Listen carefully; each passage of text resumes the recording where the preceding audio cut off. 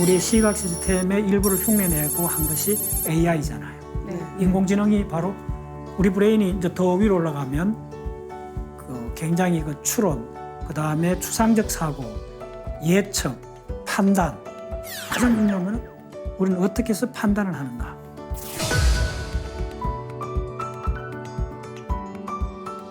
우주에 있는 물질 시스템을 이해했던 게 양자역학이고 그 양자역학이 반도체 혁명을 거쳐서 지금 AI 시대까지 왔는 건데 그거에 비근하는 지적 혁명이 이 브레인 사이언스에서 일어나고 있습니다.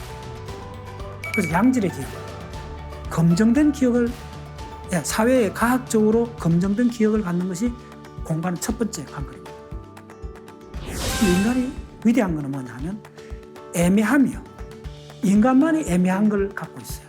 애매하다는 말이 무책임한 말이 아니고 인간의 놀라운 능력입니다. 우리 인간한테 와서 특출난 지구상에 단 한 종류의 기억이 있다는 거예요. 그게 바로 뭐냐면 언어라는 기억입니다. 우리 기억이 바로 감정이기 때문에 그렇습니다. 감정이 풍성하고 감정이 강해야 우리가 행동을 합니다. 결국은 우리 행동이 우리 운명을 바꾸고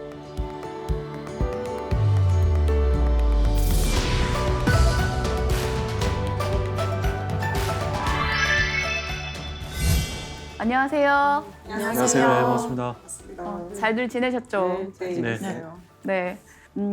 오늘은 제가 오늘 강의 주제와 관련 있는 질문을 먼저 하나 드려보고 싶어요. 너 자신을 알라라는 말 많이 들어보셨죠? 네. 네. 소크라테스. 네, 맞아. 소크라테스. 이제 많은 사람들이 이제 소크라테스가 이제 그 말을 했지만은 그러니까 실질적으로 이제 델포의 신전에서 있는 기둥에 있는 말을 소크라테스가 직접 인용을 해서 사용을 해서 더 유명해졌죠. 오. 처음 알았네요. 네. 그러면은 소크라테스가 그 경구의 지적 재산권을 갖고 있지 않은 거네요. 그렇죠. 네. 네, 맞습니다. 저도 몰랐던 내용인데요. 제가 이 질문을 드린 이유가 오늘 우리가 같이 공부해 볼 내용이 바로 이 너 자신을 알라라는 그 경구와 관련이 있거든요. 평소에 사시면서 나는 나 자신을 얼마나 잘 알고 있는가라는 질문을 던져보신 적 있으세요? 자주 하는 것 같아요.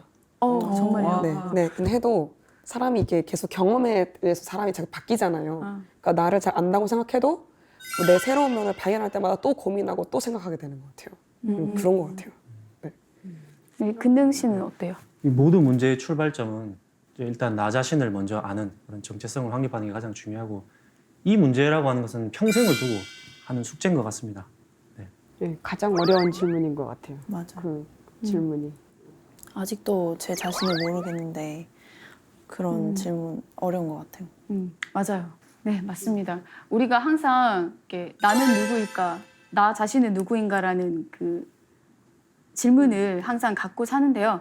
오늘 바로 우리가 공부해 볼 주제가 바로 나 자신을 알 수 있는 공부라고 할 수 있어요. 바로 뇌에 대해서 공부를 해볼 건데요. 네, 네. 우리 뇌, 브레인. 네, 네.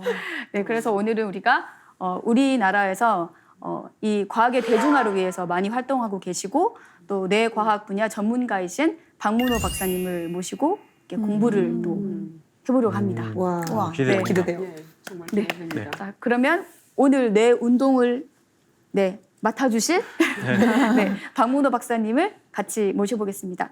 박사님 나와주세요.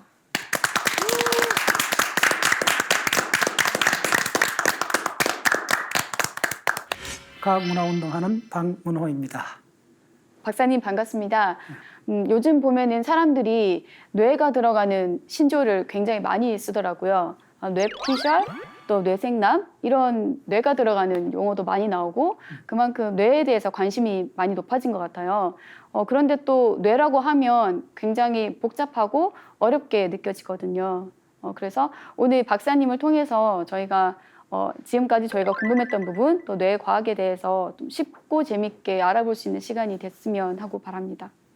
예, 뇌과학이 뉴로사이언스, 뇌과학이 굉장히 많은 분야에 영향을 끼치고 있죠. 그래서 심지어 뭐 일상 용어에 뭐 뇌생남이라든 이런 말 쓰기도 하지만은 전문 분야에서는 그 뉴로사이언스, 뇌과학이라는 그 용어가 그 접두어로 막 붙어요.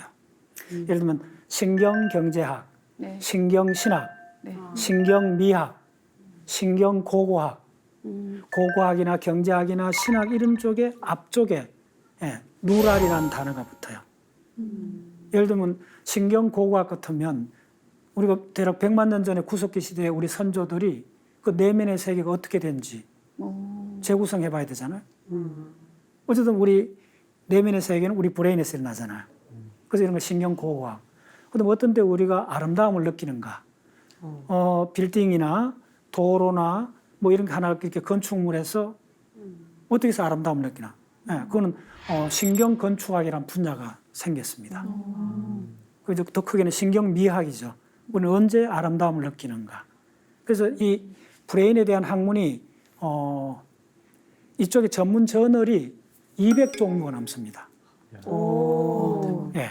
그리고 영어로 된 그 논문이 전 세계 모든 사람이 공짜로 인터넷을 통해 접근할 수 있는 논문이 10만 편이나 넘게 오픈이 되어 있습니다.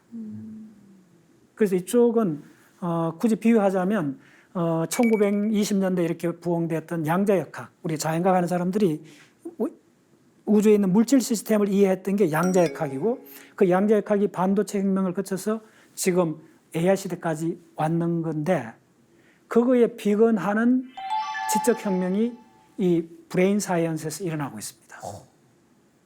그래서 모든 데 다 브레인 사이언스 관점에서 설명을 할 수가 있는 그런 시대로 점점 바뀌어가고 있습니다. 그 구체적인 예가 우리 시각 시스템의 일부를 흉내내고 한 것이 AI잖아요. 네. 인공지능이 바로 우리 인간의 브레인을 흉내내기 시작해서 처음 등장한 거죠. 지금 인공지능은 시각 시스템이나 간단한 선형 논리 시스템만 흉내를 내고 있는데 우리 브레인이 이제 더 위로 올라가면 그 굉장히 그 추론, 그 다음에 추상적 사고, 예측, 판단, 추론 이쪽은 아직도 AI가 막 지금 학습하기 시작했던 분야입니다. 가장 중요한 것은 우리는 어떻게 해서 판단을 하는가. 넥타이 하나를 고를 때, 그 다음 내가 좋아하는 음악을 하나 고를 때 자기가 좋아하는 게 있어야 되잖아요. 그럼 우리 브레인에서 어떻게 해서 저 좋아하는 마음, 감정이 생기느냐 이거였죠. 결국은 지금 저 기업에서 가장 중요시 하는 것은 인간이 갖고 있는 관심입니다. 관심 경제학이라는 용어가 생길 정도로 소비자의 관심이 시대별로 어떻게 바뀌는가를 무엇에 의해서 바뀌는가를 알아내야죠. 결국은 그 사람의 지갑을 여는 것은 그 사람의 관심이죠. 지금은 전 인류적으로 동호회 활동들이 굉장히 활성화되잖아요. 네. 관심거리가 그만큼 다양해지는 거예요, 사람마다. 그 전부 다 우리 브레인에서 일어나고 있는 감정이라는 펑션이에요. 그래서 오늘 강의 드릴 내용은 도대체 감정이라는 것이 왜 일어났는가, 그 밑바탕은 뭐가 있느냐 이걸 이제 설명드리겠습니다. 그 밑바탕은 뭐냐면 기억입니다. 기억이 없으면 우리는 울 수도 없어요. 자기 부모가 죽어도 안 울 수 있어요. 근데 집에 키우는 강아지 죽으면 울어요. Why? 공유된 기억이에요. 부모는 명절날 1년에 한두 번밖에 못 찾아뵐 때 함께한 기억이 없으면 느낌이 생길 수가 없어요. 그래서 제가 이걸 강조해서 말씀드리면 기억이 왜 필요한가? 네. 적어보겠습니다. 기억이 왜 필요한가를 세 번째부터 적어보면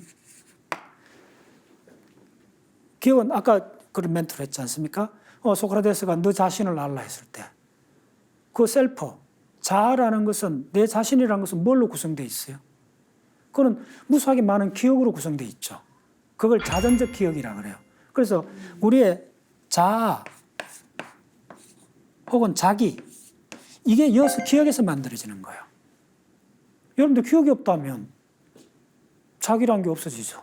가장 대표적인 게 정신이 분열된 사람들, 기억을 접근 못하는 사람들, 이전 기억을 아무리 많아도 활용 못하는 사람은 먼저 나중에 어떻게 심해지면 자기가 누군지 몰라요. 그럼 자기 집이나 자기 재산이나 자기 가족이나 다 넌센스죠. 셀프가 붕괴되면 모든 관계가 끊어져 버리죠. 외로운 섬이 돼버리는 거죠. 그 모든 것이 뭘로 구성되어 있냐면 기억으로 되어 있다는 거죠. 네. 두 번째 뭐냐 하면 기억이 중요한 역할이 예측을 해준다는 거예요. 네. 자, 우리가 어떤 예측이 뭐냐면 어떤 사람 만났을 때 저 사람하고 내가 돈 거래 관계를 해야 되겠다. 혹은 저 사람이 좀 믿을 수 없다. 이런 거 어떻게 판단해요? 그런 형태의 유사한 사람들을 많이 경험을 했잖아요.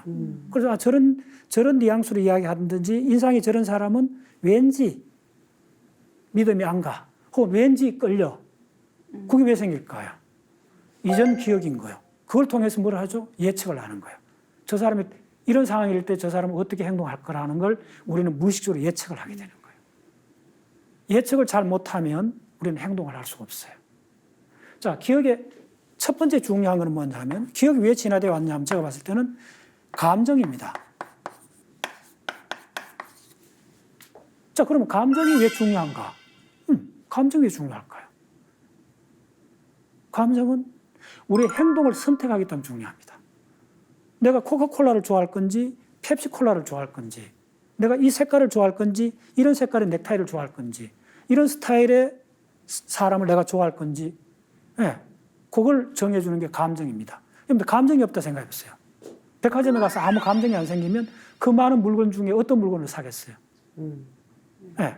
그 다음에 여러분들 감정이 안 생기면 그 감정이 또한 우리 삶의 중요도를 결정해줘요. 감정적으로 끌리는 거는 우선순위가 높아요. 그래서 뭐냐면 이 감정은 궁극적으로 우리 행동을 선택하게 해주는 거예요. 네. 그래서 기억이 하는 가장 중요한 역할은 우리 감정을 풍부하게 해주는 거예요. 자, 기억이 굉장히 풍부한 사람하고 기억이 굉장히 빈약한 사람. 아니, 치매에 걸렸을 때 우리가 안타까운 게 뭐예요? 그 젊었을 때, 어렸을 때, 그 아름다운 추억들이 다 사라져 버렸잖아요. 그럼 그 사람의 내면의 세계가 쫄아들어 버린 거예요. 삭막해져 버리는 거예요. 아름답고 풍성한 기억이 많아질 때 우리가 사는 내면의 세계는 열대 밀림의 낙원처럼 그렇게 해서 풍성하게 되어 있는 거예요. 전부 다 기억입니다. 그래서 이 기억들이 다 모이면 특히 감정이 발로 행동 선택하면 뭐가 되느냐 하면 뭐 되고 싶은 게 있는 거예요. 욕망이 출현하는 거예요. 지금 중고등학생들이 제가 느낀 거는 교육의 총체적인 문제점이라 하면 지난 30년 동안 우리가 주입식 교육을 기억을 굉장히 폄하를 했어요. 근데 좋아요. 뭐 어떻게 주입식 교육이 좀 안 좋은 측면이 있다 합시다. 그러면 다 그랬더니 총체적으로 드러난 사건이 뭐냐면 뭐 되고 싶은 게 없어요. 맞아. 꿈이 없네요. 꿈이 없어져요. 꿈은 뭐냐면 내 기억이에요. 보세요. 감정이잖아요. 가장 중요한 거는 기억이 감정이기 때문에 그래요. 오늘 강의 주제가 이겁니다. 그래서 우리는 너무나 중요한 걸 놓치고 있는 거예요.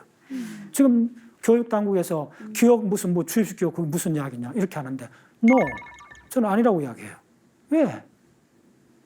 여러분들 자 우리가 어느 생활을 풍성하게 하려면 좋은 시를 많이 암송하면 좋아요. 그럼 느낌이 확 생길 거 아니에요. 언어가 디테일해지죠. 섬세해지죠. 박사님 저 질문이 있는데요. 네.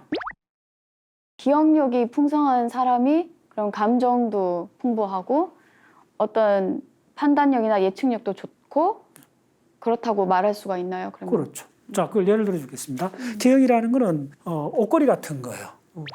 그러니까 이렇게 옷걸이가 이렇게 있을 때 우리가 옷을 다양하게 걸어 놓을 수 있잖아요. 요게 하나하나가 기억입니다. 옷걸이가. 그럼 옷걸이가 없는 사람이 새로운 정보를 만났다 하면 어떻게 되겠어요? 옷걸이가 없으면 이거 걸어 놓을 수 없어요. 정보가 흩어져 버리는 거예요. 자, 한번 예를 들어보겠습니다. 여러분들이 만약에 베트남에 대해서 이야기를 해보세요 하면 무슨 이야기를 할 수 있겠어요? 사이공, 호치민, 축구? 월남, 그다음에 박항서. 최근에 박항서, 네. 그다음 살국수. 살국수. 이게 5가지 이외에 이야기할 수 있는 사람 이야기해 보세요. 없어요. 왜 그럴까요? 베트남 나라가 우리나라 굉장히 중요하잖아요. 네. 수출이 엄청 많이 합니다. 우리나라하고 굉장히 밀접한 관계를 갖는 나라에 대해서 우리가 알고 있는 팩터는 이 5개밖에 없는 거예요. 왜? 기억을 이거밖에 안 했으니까요. 그러나 박항서라는 그 훌륭한 분을 최근에 와서 기억하게 된 거죠. 그것조차 없었으면 얼마나 빈약해요. 너무 황당하잖아요. 베트남에 대해서 얼마나 풍성하고 디테일한 내용을 갖고 있느냐는 전적으로 기억이 오전하는 거예요. 결국은 자, 어느 나라에 대해서 그 나라의 역사를 좀 안다, 이름을, 유명한 사람 이름을 한 20명을 알아, 10명만 알아봤어요. 그 나라가 좋아져요. 이해하고 싶어져요. 느낌이 생겨요. 가장 중요한 건 제가 저는 느낌이 생긴다는 거예요. 느낌이 생긴다는 거예요. 느낌이 생기면 내가 행동을 할 수 있다는 거예요. 그 나라 가고 싶고, 예, 탐험하고 싶고, 알고 싶어지는 거예요. 그게 바로 정신이 풍성해지는 거예요. 예, 그래서 기억이라는 문제는 무슨 시험을 잘 본다 그런 문제가 아니요. 똑똑해진다 그거는 두 번째, 세 번째 문제예요. 가장 핵심은 감정이 생기게 해준다는 거예요. 느낌이 생기면 그 나라에 대해서 더 자세히 알고 싶고, 예, 뭘 할 수가 있는 거예요. 그렇죠. 그래서 오늘 강의는 그러면 기억이 우리 브레인에서 어떤 식으로 만들어지는가부터 먼저 간단히 설명을 드리겠습니다. 자, 기억이 중요한 거는 이게 저쪽에는 아주 윤기 있고 통통한 저 브레인은 정상 우리 브레인입니다. 소위 말 알츠하이머 치매는 우리가 보통 치매의 거의 한 60%가 알츠하이머성 치매인데 이렇게 브레인이 줄어드는 겁니다. 네. 부피가 줄어든다 생각하시면 돼요. 특히 중요한 이쪽에 있는 대뇌 피질에 140억 개의 신경세포가 있습니다. 이게 수억 개 이상 죽어 나간다 생각하면 돼요. 세포가 죽습니다. 근데 이렇게 치매가 걸리면 왜 이렇게 되느냐 하면, 이렇게 얇아지느냐 하면 피질이 이 세포들은 기억을 저장하는 거예요. 가장 중요한 게. 근데 기억을 못 만들어내니까요. 저게 두꺼울 필요가 없는 거예요. 어떤 측면에서. 네. 그래서 보시면 이렇게 얇아지는 겁니다. 질문이 있는데, 네, 그 뇌 신경세포가 140억 개 정도 있다고 하셨는데, 그 흔히 일반 사람들이 10% 정도만 네. 쓰고 죽는다는 얘기를 많이 들었거든요. 네. 그리고 그 아인슈타인 같은 천재도 15% 이상을 못 쓰고 죽었다 했는데 이게 사실인지 궁금해서. 그러니까 질문하신 분이 네. 좀 더 다양하게 자료를 찾아보시면 네. 그거는 아주 틀린 이야기입니다. 그거 책은 단행본 책에 나와 있습니다. 근거 없는 이야기가 전 인류한테 확산된 가장 좋은 예 중에 하나가 바로 그겁니다. 브레인을 10% 쓴다, 브레인을 5% 쓴다, 이런 개념조차도 굉장히 애매한 개념입니다. 그렇게 돼 있지 않습니다. 브레인은 대부분 다 연결돼 있고, 특히 감정을 쓸 때, 화를 낼 때, 이럴 때는 브레인에 거의 동원령을 내리지 거의 다 씁니다. 브레인을 뭐 몇 프로 쓴다 이런 개념조차도 우리가 좀 더 이렇게 디테일 들어가 보면 넌센스에 가까운 개념이라는 걸 알게 돼요. 그래서 그걸 논박하는 책이 나와 있습니다. 그러니까 이 방송을 통해서 그거는 잘못된 상식의 넘버원입니다. 네. 그러니까 그렇게 다양하게 공부를 하셔야 돼요. 자, 우리 브레인은 이렇게 두 가지 종류의 세포가 있습니다. 브레인은 동작하는 게 전부 다 전기로 동작합니다. 이렇게. 근데 이 세포는 이렇게 전련체로 관계 있지 않는 이 세포는 전기가 이어서 누설대가 사라집니다. 그 다음에 이 세포는 전기가 여기까지 내려갑니다. 그럼 이 끝에 뭐가 있느냐 하면 근육이 있을 수 있어요. 그러면 우리 뜻대로 움직이는 거예요. 내 생각대로. 그걸 수의근이라고 그래요. 그 다음에 이 끝에 여러 가지 무슨 침샘 같은 것도 있을 수 있고 분비샘도 있을 수가 있어요. 그럼 전기가 가서 우리가 많은 생화학 작용을 하게 되는 거예요. 근데 이렇게 된 세포는 우리 브레인에 이 두 세포가 다 있습니다. 이 속도가 좀 느리고 이건 속도가 빠르고. 근데 요거는 다른 세포로 돼 있어요. 자, 우리 브레인은 이렇게 돼 있습니다. 무수하게 많은 만나는 접점이 있습니다. 다른 신경세포하고. 이걸 시냅스라고 그래요. 그 시냅스, 요게 이제 하나의 세포인데, 요거 보시면 요철같이 튀어나온 부분이 있죠. 이게 몇 개 정도냐 하면 한 10,000개 정도 됩니다. 그래서 이 신경세포 하나가 눈으로 안 보이는데, 맨눈으로 안 보이는데, 여기에 미세한 이 돌기들이 10,000개 이상 있어요. 그 돌기들이 궁극적으로 우리 기억의 실체가 되는 거예요. 자, 그래서 그 기억을 만드는 건 어디냐 하면 요 해마입니다. 그래서 해마는 양쪽 브레인을 잘라내야 돼요. 잘라내면 척두엽 안에 이렇게 말려 들어가는 해마라 해서 요게 상당히 큽니다. 그래서 이 해마가 우리가 경험한 모든 기억을 이어서 기억을 만들어내요. 이걸 인코딩이라고 그래요. 그래서 기억은 그 4가지 단계가 있는데 기억은 먼저 부호화, 그 다음에 공고화, 그 다음에 저장, 스토리지, 그 다음에 회상. 이런 4가지 단계로 나눌 수 있습니다. 그런데 오늘 이제 여러분들 기억을 잘 하려면 가장 중요한 부위가 이 공고화입니다. 공고화는 반복을 해야 돼요. 그다음 공고화 되려면 공고화 과정을 반드시 거쳐야만이 저장이 됩니다. 기억이 저장이 됐다. 결국 기억 용량이 늘어나는 거예요. 다양한 걸 기억하려면 우리가 반드시 이게 단단히 하는, 다지는 과정을 거쳐야 돼요. 그래서 공고화는 뭐냐면 우리가 어떤 현상을 딱 기억을 하려면 그 순간 어텐션을 해야 돼요. 주목 이렇게 하잖아요. 왜 우리 선생들이 강의하다 주목하잖아요. 왜 그걸 하느냐 하면 주목했을 때만이 그게 탁 사진 찍듯이 기억으로 딱 기억이 정착이 되는 거예요. 고착이 되는 거예요. 그래서 반드시 자, 여러분들 한번 생각해 보세요. 주목하지 않고 기억한 게 있느냐고. 영어 단어를 암기하든 나라 이름을 암기하든 사람 이름을 암기하든 순간적으로 주목을 해야 돼요. 딱 뭐 주목이라는 게 시각적으로 주목도 있지만은 머릿속으로 다른 걸 스탑을 딱 하고 그거 암기해야 되겠네. 딱 이런 순간이 있어야 돼요. 그 순간을 거치지 않고는 우리 부인은 결코 기억을 못 합니다. 자동차 키를 딱 해갖고 소파에 던지고 나서 곧 또 일이 있어서 바깥에 나갈 때 키가 어딨냐 항상 그런 일이 일어나잖아. 그때 어떻게 하셔야 되냐면 자동차 키를 딱 던져 놓았을 때 어텐션, 주목, 요거 있구나. 딱 1초 못해요. 그리고 잊어버려도 돼요. 그럼 다시 기억이 나요. 그 과정을 공부하라 그래요.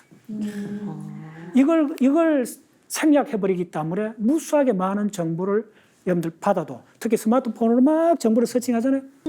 저녁에 기억나는 거 뭐가 있는가 보세요. 거의 없지. 에빙하우스의 뭐 망각 곡선이나 뭐 그런 게 어텐션이 안 돼서 네, 그거 좀 관계 있어요. 네. 네, 그런 거 관계 있는데 기억은 요거는 이제 지금 최근에 이제 이쪽 연구 굉장히 많이 되고 있습니다. 기억을 하는 순간엔 이쪽 시냅스에서 단백질이 분해됐다가 다시 결합을 해야 돼요. 이 생각 과정이 분자 레벨에서 엄청나게 복잡하게 일어납니다. 우리 인간들은 지금 과학계에서는 이게 상당히 밝혀져 노벨상을 받고 막 이렇게 해요. 제가 예전에 테드 강의에서 신경 가소성학 관련된 강의를 본 적이 있거든요. 그런데 거기서도 그 반복을 중요하게 생각을 하더라고요.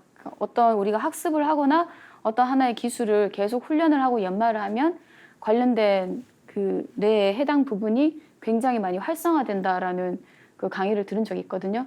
그 부분이 지금 박사님 말씀하신 공고화 과정이랑 연관이 되는 부분인가요? 뭐 당연하죠. 면밀히 관찰을 하셔야 돼요. 남들이 이렇게 뭐 이렇게 했다 그런 의견은 중요하지 않아요. 본인이 스스로 정확한 관찰을 해봐야 돼요. 내가 우리 집에 뭐가 잠깐 바뀌었는데도 식탁보가 바뀌었는데도 거의 뭐 한 몇 개월 지나기 전에 바꿔놨는 걸 모를 때가 있어요. 그런 공통점 빼보면 뭐냐면 주목을 하지 않았다는 거예요. 주의 집중. 이것이 브레인을 훈련한 첫 번째 관문입니다. 어텐션. 딱 어텐션 해야 돼요. 그때 이 공부와 과정을 거쳐서 우리는 장기 교육을 가는 거예요. 그래서 이 브레인이 해마가 있습니다. 네, 해마가 이렇게 생겼어요. 해마처럼. 네. 실제로 이제 이렇게 생겼고 이만입니다. 요거에 있는 요 지상해라는 게 있어요. 네. 요거에서 새로운 세포들이 만들어지고 있어요. 그래서 우리가 새로운 세포가 새로운 기억을 담당한다. 요게 최근 이론입니다. 그래서 이 세포들이 계속 만들어지고 있어요. 우리 브레인은 엄청난 기억을 갖고 있어요. 근데 이 기억이 스스로 물어야 기억의 문이 열려요. 네, 다시 한번 이야기하겠습니다. 브레인을 좋게 하는, 브레인 훈련하는 첫 번째 방법이 뭐냐면 질문을 타인한테 하지 말고 질문은 공부에 굉장히 원동력이에요. 그 질문을 갖고 있는 것은 공부에 굉장히 도움이 되는데 그걸 남한테 내보이지 말고 본인한테 물어보시라는 거예요.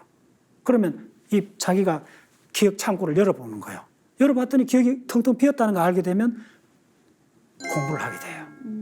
먼저 기억 창구가 비었다는 거 혹은 얼마나 찼다는 걸 확인하셔야 돼요. 근데 기억 창구를 열어봤더니 기억이 그냥 온갖 잡동사니로 들어있다. 검증되고 과학적 기억이 아니고 대충 막 엉터리 같은 기억만 있으면 그걸로 갖고 우리가 판단을 하게 돼요. 그러면 선택이 에러가 생겨요. 그래서 양질의 기억.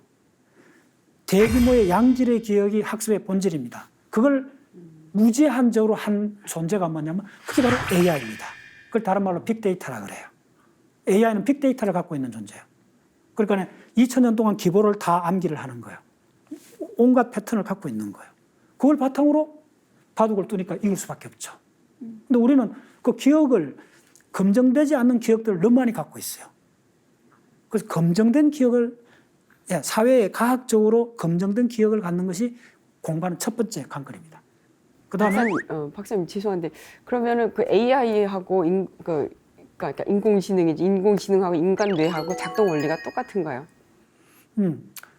일부 갖고 근데 인간 브레인의 그 흉내를 못 내는 부분이 많아요. 지금 막 이제 그걸 학습하고 있는데 그쪽이 특히 뭐냐 판단하는 거예요. 감정 같은 거, 그다음 셀프 같은 거 이런 거는 앞으로 따라올 것 같은데 좀 시간이 걸릴 거예요. 근데 AI가 잘하는 거는 선형 논리, 산수 계산 그런 걸 굉장히 빨리 해요. 근데 인간이 위대한 거는 뭐냐 하면 애매함이요. 인간만이 애매한 걸 갖고 있어요. 애매하다는 말이 무책임한 말이 아니고 인간의 놀라운 능력입니다. 예를 들면 감정이 막 섞이면 애매한 감정이 생겨요. 시원섭섭하다. 그거 배우기 굉장히 어려워요. 시원하다는 말하고 섭섭하다는 말하고 미운정 고운정 이거는 가르치기 굉장히 어려워요. 네. 미워하다가도 좋아할 수 있어요. 그 왜 그러냐면 감정이 오버랩돼서 그런 거예요. 네. 미묘해지는 거예요. 인간의 브레인이 가장 놀라운 능력은 미묘해지는 거예요. 미워하는데 좋아할 수 있어요. 계속 좋아한다고 그 사람 좋아지는 거 아닙니다. 미묘한 거예요. 그 미묘한 거는 다르게 이야기하면 굉장히 복합도가 높다는 말이에요. 복합도가 높기 때문에 머신들이 따라오기가 굉장히 시간이 드는 거예요. 아시겠어요? 그래서 여러분들 미묘한 거. 그래서 인간의 가장 중요한 능력은 뭐냐면 자 어떻게 하죠? 어떻게 하면 되죠? 저한테 물으면 잘하세요. 굉장히 대책 없는 말이에요. 잘하란 말이 도대체 뭘 의미하는 거지? 인간의 위대한 거는 적당히 잘한다는 거예요. 동물은 이게 어려워요. 적당히 잘하는 거예요. 이게 가능한 거는 우리는 세상을 범주화해서 그런 거예요. 네. 적당히 잘할 수 있는 거는 뭐냐 하면 공동 특징을 우리가 추출해 갖고 일반성을 획득했기 때문에 우리가 적당하다는 게 가능해진 거예요.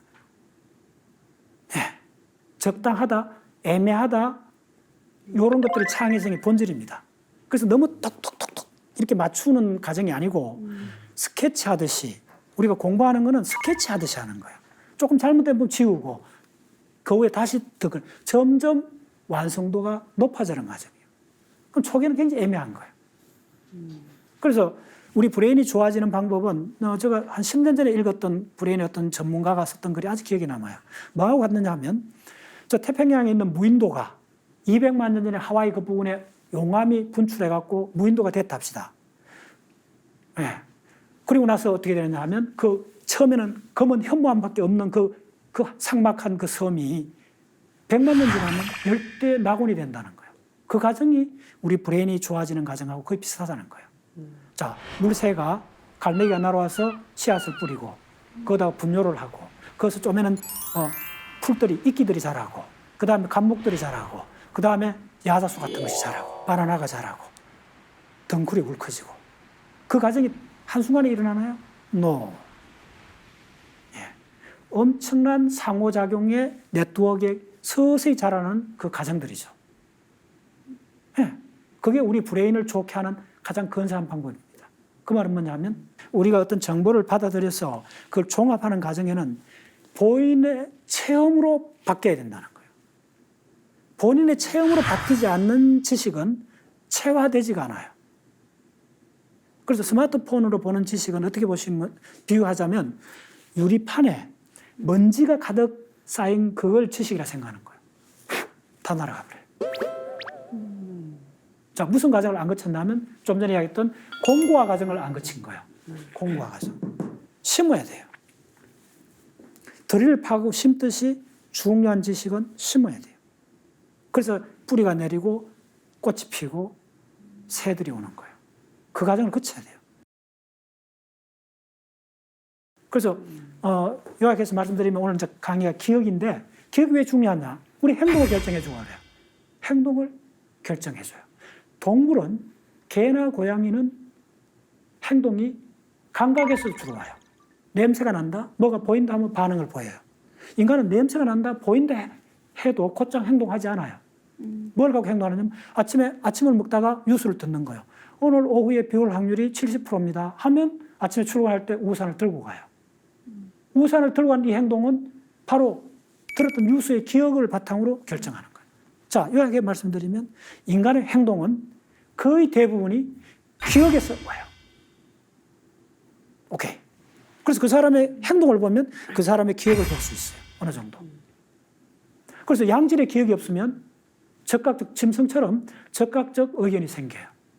적각적 올라오는 질문은 대부분 반사적 동작에 가까워요. 그래서 기억을 제대로 된 질문을 하기 위해서는 엄청난 양질의 기억이 먼저 선행이 돼야 돼요. 그리고 다시 한번 말씀드리면 기억은 굉장히 공부의 원동력이에요. 함부로 쓰지 말라는 거예요. 그리고 기억을 품고 키워야 돼요. 아인슈타인 같은 사람은 질문을 키워야 되는데 아인슈타인 질문은 뭐였냐면 빛으로 세상을 보면 어떻게 될까 이거였어요. 그 질문을 아인슈타인은 10년 이상 품어서 키운 거예요. 질문은 하는 것이 아니고 키우는 겁니다. 우리는 묻지 않으면 대답하지 않아요. 이 브레인의 가장 중요한 메커니즘 첫 번째 원칙은 우리 브레인이 스스로 물어봐야 돼요. 그러면 야가 반드시 대답을 해줘요. 자, 여러분들 꿈이 거의 기억이 안 나요. 왜 그럴까요? 안 물어봐서 그런 거예요. 침대에서 딱 일어났을 때 새벽에 일어났을 때 곧장 전기 불을 켜지 말고 누워갖고 내가 방금 무슨 꿈을 꿨지? 물어보세요. 그럼 야가 대답해줘요. 오케이? 여러분들 만약에 해외여행을 갔는지 국내 어디 여행을 갔다 영화를 봤다 책을 봤다 하고 나면 책을 딱 듣고 나서 반드시 물어보세요. 내가 방금 무슨 내용을 봤지? 역사책을 봤으면 무슨 왕 이름이 기억이 남지 물어보셔야 돼요. 그 묻는 과정이 바로 기억의 해상입니다. 기억의 인출이요. 기억의 인출을 종종 자주 해야 돼요. 기억의 인출이 바로 우리의 셀프입니다. 내가 초등학교 뭐 했고 군대 생활은 어떻게 했고 사회생활은 어떻게 했고 매 순간 자기가 물어봅니다. 내가 자전적 기억이 떠오를 때 그것이 연결해서 나라는 셀프가 출현하게 되는 겁니다. 나라는 셀프도 소크라테스의 너 자신을 알라 저한테 물으면 그건 어려운 이야기 아니에요. 저한테 물으면 너 기억을 말하는 거야. 바로 초등학교부터 어른 될 때까지 기억했던 자전적 기억 그 전체가 관통하고 있는 그 무엇 내가 뭘 추구했고 내가 무엇을 어떤 신념을 가졌고 이걸 총체적으로 묻는 거예요. 너 자신을 알라 그 질문은 내각적으로 하면 그대의 기억을 총체적으로 내보여라. 그걸 한마디로 표현해보라 그 말이야. 그 많은 기억을 한마디로 표현 못하죠. 그래서 그건 헷갈리는 질문이에요. 박사님, 그러면은 지능이 기억입니까? 지능이 기억이라는 집합이 더 크고, 예. 예. 기억 속의 일부가 감정적 기억이 되는 거예요. 그 다음에 이 속에는 사건 기억도 있어요. 내가 경험했던 거. 감정 기억하고 사건 기억은 사건은 주로 해마에서 처리하고 감정 기억은 편도체에서 나눠서 처리합니다. 조금 달라요. 근데 오버랩 됩니다. 그 다음에 온갖 종류. 그래서 오버랩 되기 때문에 감정을 건드리면 사건은 먼저 잊어버릴 수 있어요. 근데 그 사건을 동반했던 느낌은 더 오래 기억합니다. 그래서 그 느낌을, 그래서 어느 장소에 가면 이 장소가 내가 언제 왔든 기억은 안 나는데 왠지 꺼림직해. 트라우마. 네, 트라우마 같은 것도 이런 현상이에요. 아시겠어요? 네. 그래서 기억이 굉장히 많은 종류가 있어요. 기억이. 숫자 기억, 그 다음에 이름 기억 다 달라요. 네, 좋아요. 그럼 오늘 본격적으로 기억을 어떻게 하면 잘하는가? 이 현실적인 질문이고 여러분들이 응용을 할 수 있는 기억의 법칙. 기억의 법칙을 제가 10년 동안 3가지로 추출하고 만들어 놨어요. 네. 기억의 첫 번째 법칙은 뭐냐면 기억은 대칭화하면 돼요. 대칭으로 만들어라는 거예요. 두 번째 뭐냐 하면 모듈화로 하라는 거예요. 덩어리를 지으라는 거예요. 모듈화. 세 번째가 뭐냐 하면 순서화. 자, 이걸 갖고 이 3가지를 갖고 여러 가지 적용을 할 수 있습니다. 예를 들면 역사학에 한번 제가 적용을 해보겠습니다. 역사는 이 중에 3가지 법칙 중에 순서 법칙 쓰면 거의 70%가 다 해결돼요. 왜냐하면 사건의 순서잖아요. 여기다 대칭 법칙 한번 제가 보여드릴까요? 자, 모듈하고 대칭화 보여드릴게요. 511, 711, 911. 자, 이 3개의 연도입니다. 511년, 711년, 911년. 자, 여기 하나 3개로 됐는 게 요게 모듈로 되어 있죠. 딱 3개 하나의 모듈로 되어 있죠. 그 다음에 대칭이라는 게 1111 됐죠. 대칭이죠. 아마 안 잊어버릴 거예요. 그다음 이거 기억하면 돼요. 이게 메로빙고 왕조의 클로비스가 죽은 해요. 클로비스. 네, 이게 뭐냐 하면 바로 타리크란 사람이 지브롤타를 건너가고 이베리아 반도를 정복하는 시작이에요. 자, 911이 뭐냐 하면 놀로란 사람이 노르망디를 할당받은 해요. 내가 지금 세계사 강의를 하는 거 아닙니다. 기억의 법칙을 강의하고 있습니다. 자, 우리나라 사볼까요? 16, 26, 36. 자, 순서로 돼 있죠? 16, 26, 36. 금방 기억되죠? 앞에다 9자 붙여보세요. 916, 926, 936. 대칭으로 딱 했죠? 세계석 저는 묵습니다. 세계석 기억의 법칙은 하나는 어려워요. 3개는 쉬워요. 그걸 뭐냐면 모듈화를 하기 때문에 그래요. 그럼 3개 됐으면 916이 뭐냐면 거란족이 요 나라를 세웠네요. 916이 요 나라가 발해를 멸망시킨 해요. 936이 무슨 했냐면 요 나라가 중국 말장 안쪽에 연운 16조를 한량받은 해요. 굉장히 역사적으로 중요한 해입니다. 콜럼버스가 신대륙 그쪽에 대항해 시대에 나갔던 해가 언제예요? 1492년. 요거는 웬만한 사람 다 기억하죠? 그러면 대칭의 법칙 이렇게 썼어요. 요거 2개는 금방 기억되니까네. 그러면 요거 2개 바꿔봤어요. 29가 되죠. 1429년도 무슨 해가 일어나는가 찾아보면 돼요. 이게 바로 잔다르크가 오렐레앙 성을 포위를 풀어준 해예요. 잔다르크가 등장 굉장히 중요한 해요. 100년 전쟁에서. 그러다면 또 기억은 하나는 기억이 잘 안 돼요. 연결을 하시라는 거예요. 그래서 기억을 하는 법칙은 대칭화, 모듈화, 순서화를 생각하면 돼요. 그래서 보이지 않는 데서 구름이든지 바위든지 나무잎이든 대칭이 안 돼 있잖아요. 그럼 대칭으로 만들어 놓으라는 거예요. 놀랍게도 제가 이 발생학을 공부해 봤을 때 우리 인체가 대칭이라면 심장은 왼쪽에 있는데 그러잖아요. 근데 발생 때 엄마 태 속에 있을 때 보면 심장이 한가운데 있어요. 완전히 대칭입니다. 우주도 초기로 올라가면 완벽한 대칭이에요. 이 입자 물리학에서 굉장히 중요한 이론이에요. 그래서 우주가 이렇게 드러난 거는 대칭이 깨져서 드러나는 거예요. 그래서 요 3가지 대칭화, 모듈화, 순서화를 통해서 자연을 볼 수 있어요. 왜? 자연이 이런 구조로 돼 있어서 그런 거예요. 자, 예를 들면 우리가 국사를 배웠는데 뭐만 기억해요? 태종, 태세, 문단세 밖에 기억 못 해요, 사람들이. 왜 그럴까요? 그게 바로 순서로 돼 있어 그런 거예요. 이해하셨죠? 그래서 반드시 어떤 역사나 자연과학이나 뭐 수학을 볼 때 그거에 숨겨진 구조, 대칭 구조를 찾아내라는 거예요. 이게 사이언스입니다. 대칭 구조를 찾아내는 거예요.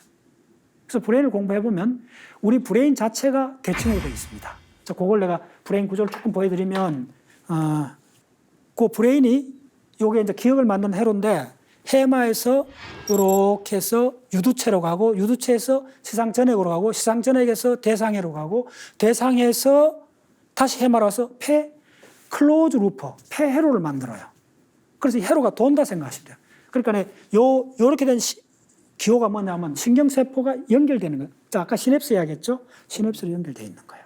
그래서 흥분의 물결 패턴이 이렇게 하나의 회로를 그리는 거예요.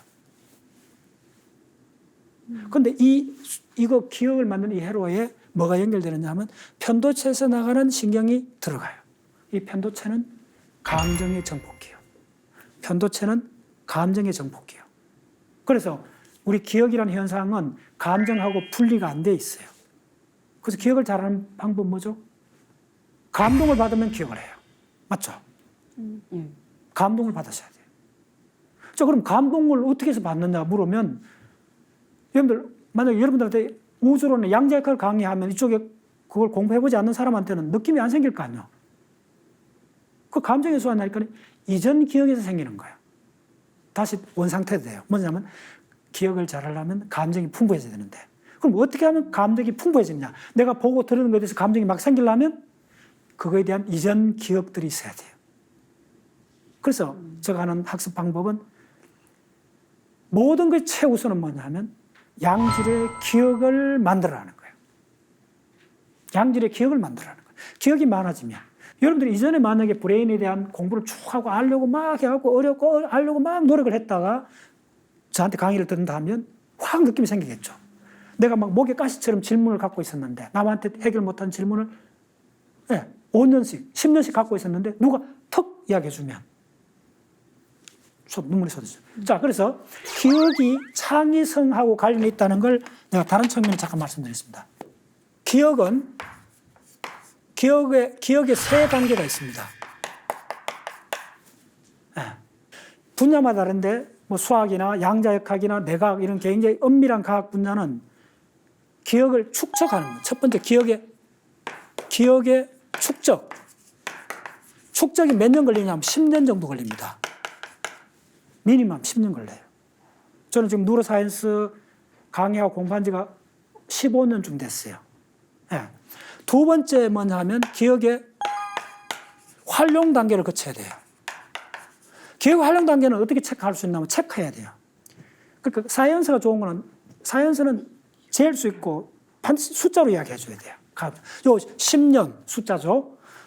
기억 활용 단계는 기억을 인출하는데 기억을 불러오는데 3초 이내. 자, 이걸 저는 3초의 법칙이라고 그래요. 자, 세종대왕이 조선에 몇 대 임금이냐? 그럼 태종태세, 문단세 카운트가 하려면 10초 지나잖아요. 그건 활용할 수 없어요. 자, 주기율표에 금이 골드가 주기율표 원소 몇 번째냐 물으면 주기율표 터득하고 하면 활용 못해요. 곧장 나와야 돼요. 79번. 철이 몇 번이냐 물으면 몇 번 하면 안 돼요. 26번. 아시겠어요? 산소가 몇 번이냐 물으면 적시 8번 딱 이렇게 나와야 돼요. 그럼 양성자 8개, 전자 8개. 탁탁탁 나오는 거예요. 활용 단계에서는 질문 딱 했을 때 3초 내로 인출해야 돼요. 순서 상관없이 그냥 나와야 돼요. 중요 순서. 순서로 따라가면 다 불러낼 수 있어요. 시간 걸리면. 근데 사용할 시간 지나버려요. 이게 중요합니다. 그러려면 3초 내에 어떤 질문, 기억을 탁 끄집어내려면 엄청난 반복 훈련을 해야 돼요. 그 과정을 거쳐야 돼요. 자, 세 번째, 기억의 축적 10년, 기억의 활용, 이게 몇 년 걸리냐면 이게 한 5년 걸려요. 뉴로사이언스 해봤더니 한 5년 걸렸어요. 지금은 제가 브레인에 대해서 웬만한 질문하면 3초 내에 대부분 질문 답이 탁탁 나와요. 그러면 활용 단계 지나면 기억이 무슨 단계로 하면 기억의 편집 단계로 넘어가요. 기억의 편집 단계는 뭐냐면 내가 이전 기억들, 자, 어떤 길을 가다가 도로를 하나 보면 이전에 했던 지질학, 암석학에 대한 지식이 탁 갖다 붙어요. 그 다음 미학에 가는 지식이 갖다 붙어요. 온갖 지식이 갖다 결합을 해야 돼요. 지식의 결합을 바로 편집이라 그래요. 그 결합을 할 때 내 나름대로 독특한 내 개성, 나의 그런 캐릭터가 묻어난 결합이 되는 거예요. 그러면 이전에 그런 결합을 한 사람이 없는 거예요. 아시겠어요? 그때부터 이제 완전히 창의성. 요걸 기억의 편집 과정을 뭐라 그러냐면 창의성이라고 그래요. 그래서 기억이 없는 사람한테 창의성을 요구하는 거는 밀밭에 가서 맥주 찾는 거하고 똑같아요. 불가능에 가까워요. 그래서 창의성은 전문가용이에요. 창의성은 초등학생용이 아니에요. 초등학생도 창의성을 만들 수 있어요. 근데 그거는 초등학생용이에요. 인류가 아무리 영향을 안 끼쳐요. 우리 인류가 20살 미만의 사람이 호모사피엔스가 창의적 인류 문화를 바꾸는 뭘 한 거는 거의 없어요. 아시겠어요? 창의적 결과, 인공위성 만들고 미분 방정식 만들고 했던 거는 전부 다 전문가들이 했던 거예요. 정치도 다 대통령도 다 나이 든 사람이 하잖아요. 왜 그럴까요? 예. 그 분야에 축적된 뭐가 있어야만이 결합을 할 거 아니야. 그래서 모든 게 출발은 기억의 축적이요. 우리 사회가 이걸 강조를 안 했던 거예요. 그래서 서울대 공대 교수들이 모여서 쓰는 책의 제목이 지식의 축적이요. 축적의 시대. 우리 사회를 진단해봤더니 정보를 축적을 안 했다는 거예요. 자, 다시 이야기해드리면, 자, 오늘 기억 강의에서 기억이 왜 중요하냐? 우리의 감정이라는 거예요. 강아지가 죽으면 우는데 부모가 죽으면 안 울 수 있어요. 그 불효자식이라 그런 거 아닙니다. 함께 했던 기억이 없어서 그런 거예요. 특히 어려울 때 같이 기억한 거는 눈물이 쏟아져요. 네. 그러면 감정이란 말하고 기억이란 말이 거의 같다고 생각하시면 됩니다. 여러분들 감정이 풍부한 사람이 좋아요? 그냥 감정이 메마른 사람이 좋아요? 네. 그걸 이렇게 바꾸라는 거예요. 기억이 많은 사람이 좋아요? 기억이 적은 사람이 좋아요? 이 질문은 같은 질문이에요. 이제 아시겠어요? 바로 기억을. 근데 아무 기억이 내서는 안 돼요. 그래서 반드시 이 기억이 검증받고 확실한 기억을 해야 돼요. 지능이 좋다는 사람은 뇌과학적인 측면에서 어떻게 설명해 주실 수 있는지, 그리고 일반 사람과 천재 이렇게 두 명이 있다면 그 두 사람의 뇌는 또 어떤 차이가 있는지 설명해 주실 수 있나요? 좋아요. 좋은 질문입니다. 지능은 데피니션이 뭐냐면 문제 해결 능력입니다.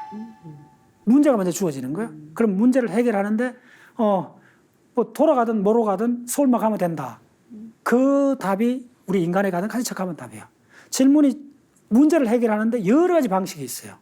근데 가장 효율적으로 에너지 적게 쓰면서 빨리 해결하는 게 가장 좋은 방법이에요. 간단히 말씀드리면. 그래서 달라요. 인간은 문제를 해결해요. 해결해 왔기 때문에 우주까지 나가게 된 거예요. 그럼 어떻게 해결하느냐는 주로 뭘 하냐면 언어로서 해결합니다. 언어로서. 자, 전쟁이 일어나는 것든 그다음에 국가를 통치하는 거 다 언어로서 하는 거예요. 헌법. 됐죠? 그래서 인간이 다른 동물하고 다른 거는 언어를 통해서 문제를 해결해요. 근데 인간이 당면한 문제는 한 사람이 해결할 수 없는 어려운 문제들이 많아요. 예를 들면 배를 만든다, 집을 짓는다, 그다음에 도로를 만든다, 비행기를 만든다. 한 사람이 해결 못해요. 대부분. 그럴 때 언어가 엄청난 힘을 발휘해요. 왜냐하면 언어는 수많은 사람한테 통용이 되잖아요. 함께 상상을 할 수 있어요. 자, 내가 설계도를 그린다. 그 다음에 그걸 내가 설명을 한다. 그러면 언어로 통해지면 공동의 상상이 가능해지면 모든 사람의 힘을 함께 모을 수가 있어요. 이게 사피엔스라는 사람이 그 사피엔스 책에 있는 가장 중요한 개념인데 뭐냐면 침판지를 천안문 광장에 서울 종로에다가 침판지 강화문에다가 1000마리를 놔두면 어떻게 될 것 같아요? 뿔뿔이 제각기 행동하겠죠. 근데 인간은 1000명 아니라 10,000명이 모여도 동일한 행동을 할 수 있어요. 축구 경기장에 가보세요. 그 다음에 오케스트라 음악 들으러 가보세요. 수백 명이 숨을 죽이고 동시에 기립박수를 할 수 있고 동시에 한호를 할 수 있어요. Why? 바로 그게 언어입니다. 공동의 상상을 할 수 있는 거예요. 그래서 인간은 혼자 할 수 없는 어려운 문제를 언어를 통해서 집단적으로 해결한 게 인간의 가장 위대한 점이에요. 이해됐나요? 그래서 인간은 문제 해결, 지능은 뭐냐 하면 인간의 지능이 폭발적으로 우주를 이해하기까지 된 그 바탕에는 언어, 랭귀지가 있는 거예요. 네. 그럼 여러분들이 랭귀지의 파워풀한 걸 알려면 랭귀지가 바로 뭐냐면 상징입니다. AI입니다. AI 본질이 바로 상징입니다. 네. 아인슈타인의 브레인을 적출해갖고 보관을 해놨어요. 최근에 그 종합적인 논문이 나왔습니다. 비교 대조군, 아인슈타인이 한 70대에 죽었는데 70살 노인 대략 한 20명 브레인하고 비교하고 20대 브레인하고 비교한 논문이 굉장히 엄밀한 논문이 나왔어요. 측정해봤더니 이 후두, 공간 지각을 하는 후두를 연결하는 그 내량의 그 부위가 젊은 사람들보다 훨씬 두꺼워져 있다는 걸 알게 된 거예요. 그럼 굉장히 놀라운 거예요.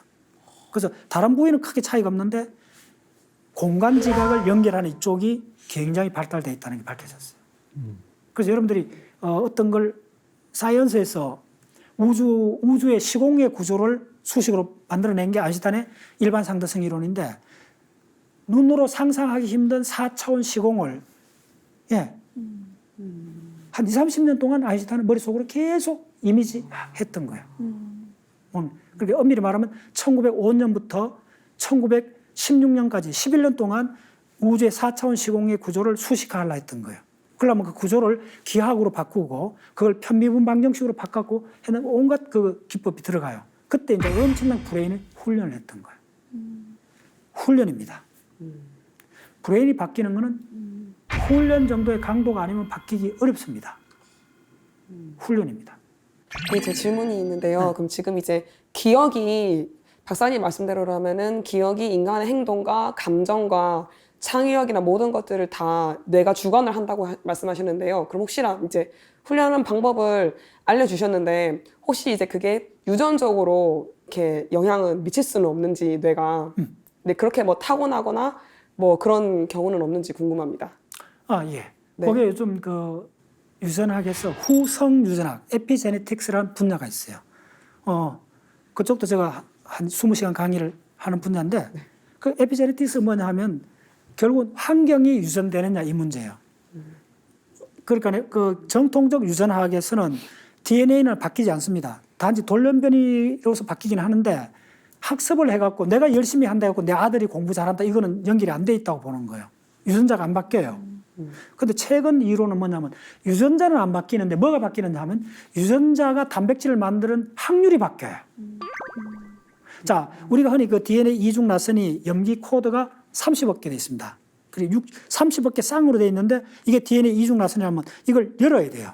열으면 이 이빨이 보이잖아요. 요걸 카피해내는 거예요. 그래서 요 카피해내는 걸 mRNA라고 그래요. 이 mRNA를 갖고 단백질을 만들어요.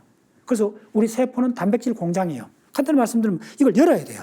근데 이 DNA 가닥을 이중 가닥을 풀어야 되는데 이 푸는 확률이 사람마다 다르다는 거예요. 자, 여러분들 오늘 저한테 브레인 강의를 들었잖아요. 브레인에 관심이 생기고 만약에 여러분들이 인생이 점차로 바뀔 수 있어요. 브레인에 관한 책을 보고 브레인에 관심을 갖고 강의를 듣고 이게 한 2, 3년 진행이 되면 점점 여러분들 사는 환경이 바뀌어요. 그런 책을 가까이 하게 되고 그러면 만약에 여러분이 결혼했다면 자식이 있다면 그런 환경 속에서 그런 분위기에 젖어들어요. 젖어들면 어떻게 되냐면 이 DNA를 인출하는 좋은 단백질을 만드는 DNA를 인출하는 DNA 이중가닥을 푸는 이 확률이 높아지는 거예요. 이걸 푸는 것도 단백질입니다. 이 단백질의 효율이 사람마다 다르다는 거예요. 다시 이야기드리겠습니다. DNA 자체는 바뀌지 않아요. DNA를 인출해서 단백질을 만들 확률이 달라져요. 그러면 안 만들어지는 단백질이 만들어질 경우가 있어요. 자, 우리가 후각이 우리 호모사피엔스는 후각이 메인이 아니거든요. 우리가 메인은 시각입니다. 한 3천만 년 전에 우리가 영장 위에서 오면서부터 시각 위주로 진화되어 왔어요. 그러면 후각을 점점 적게 쓰잖아요. 그럼 후각의 그 단백질을 만드는 DNA 그 부분이 자꾸 이게 안 열리는 거예요. 자꾸 안 열리는데 이쪽에 돌연변이는 랜덤하게 생기는 거예요. 생기면 돌연변이가 계속 축적이 되면 거기서 열었다가 단백질을 만들어도 단백질 결합이 많은 거예요. 우리 세포가 만드는 단백질의 30%가 불량품입니다. 그걸 빨리 분해해야 돼요. 그 분해하는 단백질을 연구해갖고 노벨상을 받았어요. 그 정도로 중요한 분야예요. 다시 요약드리면 정품, 제대로 된 단백질을 만들어야 돼요. 그래서 우리가 후각이 자주 안 쓰면 이쪽에 돌연변이가 축적이 되면 단백질을 만들어도 못 써요. 그러면 이게 잠자는 DNA가 돼요. 그러면 이게 나중에 되면 이 DNA가 활동을 못 해요. 근데 개 같은 경우는 이게 왕성하게 지금도 활동을 해요. 이해하셨나요? 그래서 우리가 환경이 중요해요. 여러분들이 누구를 만나고 어떤 정보를 받아들이는 것에 따라서 여러분들의 인생도 바뀌고 여러분들의 집안 분위기가 바뀌고 그 분위기에서 자란 애들이 바뀌어요. 그거 유전돼요. DNA로서 유전되는 것이 아니고 DNA가 발현될 확률로서 유전이 돼요. 그걸 후성 유전학이라고 그래요. 네. 또 질문. 네, 오늘 기억에 대해서 많이 말씀을 해주셨는데요. 그러면은 보통 저희가 마음이라고 하는 거 있잖아요. 마음의 작용 이것을 뇌과학에서는 어떻게 보고 있는지 그게 궁금합니다. 네, 내과학에서는 마인드란 말을 잘 안 씁니다. 일단 그거 비슷한 말이 컨셔스니스, 의식이란 말을 써요. 의식은 브레인사에서 아직도 완전히 해결이 되지 않는 아주 어려운 문제입니다. 의식은 그 가장 핵심은 감각질이라는 거야. 그 감각질이 뭐냐면 새콤새콤, 달콤달콤, 그다음에 뭐 찌릿찌릿. 우리 개인이 느끼는 그런 감각의 퀄리티 그거 있잖아요. 그건 전달을 하기 어려워요. 내처럼 다른 사람이 느끼기를 바랄 수는 없어요. 그게 이제 의식 문제에서 가장 핵심이고, 마음은 누로사에서 중요한데 그게 의식 문제로 바뀌어져 있고, 그건 아직도 뇌과학자들이 다 동의를 하지 않아요. 연구자들은 있는데 각자가 다른 의견을 개진하고 있을 정도고, 의식 문제가 완전히 해결되면 우리 인류의 그 지적 새로운 지식의 지평이 열린다까지 주장하는 사람들이 있는데, 또 아니라는 사람들도 있고, 여러 가지 지금 암중모색 단계입니다. 자, 그래서 이 전반부 강의를 요약해드리면 기억이라는 거예요. 그래서 그 기억은 대규모로 전달하는 그 기억은 언어하고 관계 있습니다. 뒤에. 그래서 기억을 잘하는 것이 왜 중요하냐? 우리의 감정이라는 거예요. 기억이 풍부하면 감정이 풍부해지고, 감정이 풍부해지면 판단력이 정확해지는 거예요. 그리고 우리는 매 순간 뭘 판단을 해야 돼요. 그 선택의 연속이 우리의 삶을 결정해요. 그래서 기억을 풍부히 하고 양질의 좋은 기억, 특히 과학적 기억, 그걸 많이 하면 여러분들 판단이 정확해집니다. 그게 첫 번째 강의의 가장 핵심이고, 그리고 기억이 축적, 기억을 쌓아야 되고 저장을 해야 되고, 두 번째 기억을 활용해야 되고, 세 번째 기억을 편집하는 과정. 그 기억을 편집하는 과정을 창의성이라고 그래요. 그래서 기억의 창의성은 훈련될 수 있습니다. 근데 적어도 10년 이상 훈련하셔야 돼요. 그래서 이 모든 것이 기억입니다. 인간의 본질은 기억입니다. 첫 번째 강의 마무리하겠습니다.